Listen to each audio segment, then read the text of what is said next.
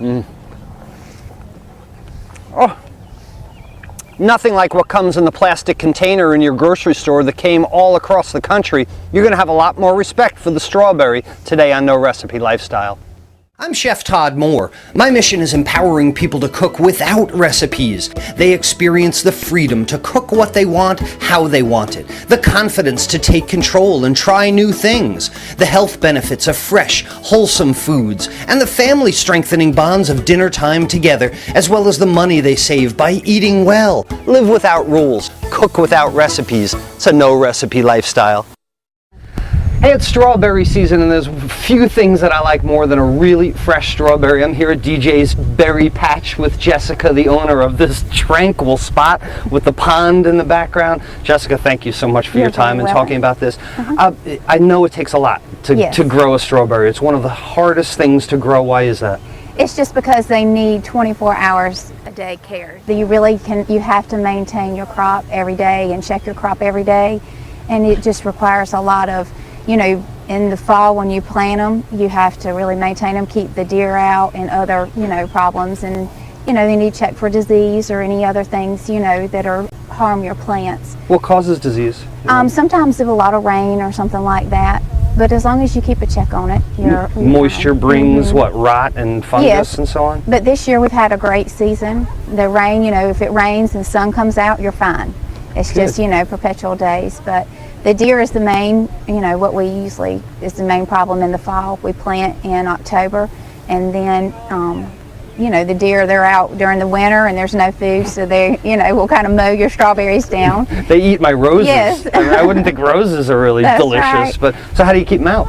We put up fences. We have fences that keep them out, and that usually does, and then, you know, old pie pans, anything, you know, we try a little bit of everything, you know, we don't use any type of chemicals or anything like that to keep them out. We just do fences. They get planted in the fall, you said. That's a long season for produce, no? Yes, we prepare the land in August, and then we plant in October, and then we don't harvest until late April. Wow. So yes, a lot of time during the winter when it's cold, we will cover them with like white cheesecloth covers. It's kind of the texture, and then we won't cover the whole crop, we'll just cover parts of the crop.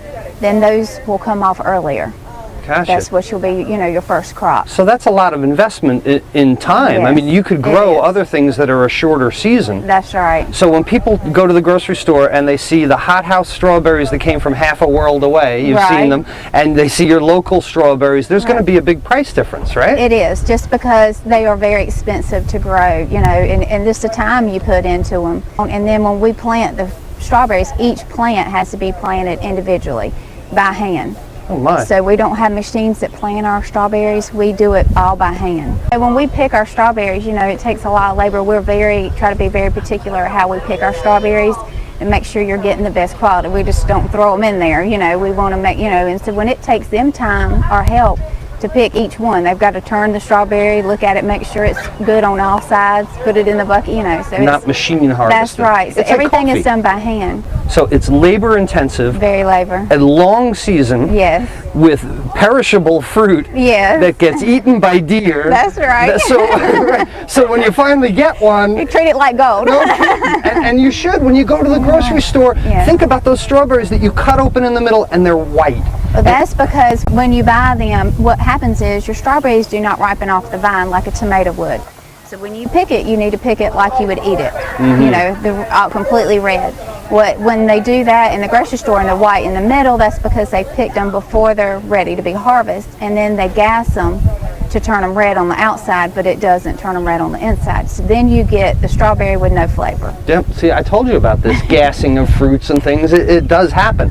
And flavor, yeah, that's the prime thing for me. I want my food to taste really good, but that's got to affect the nutrients as well. If you pull something off before it's right. Ready. Yeah, your nutrients, you're not getting the nutrients that you would if you let it ripen on the vine. This is why you have respect for strawberry farmers. This is why the labor intensiveness, the way that it can go wrong, but when it's done done right. The Right. flavor, the nutrition, so much better than what you find at your grocery store, so much better than the stuff gassed and trucked along the country. That's Jessica, right. thanks so much for You're your very time. I have welcome. such respect Well, for thank what you do. And everybody, you should have respect for it as well. It is worth an extra $1, $2, whatever you got to pay for good strawberries in season. Get them in season. Don't eat right. strawberries in January. You eat strawberries when they come out of the ground. That's what we're talking about in a no recipe lifestyle. Thank you so Thank you much. very much. Jessica. It was very nice meeting you. Nice to have met you. Thank you.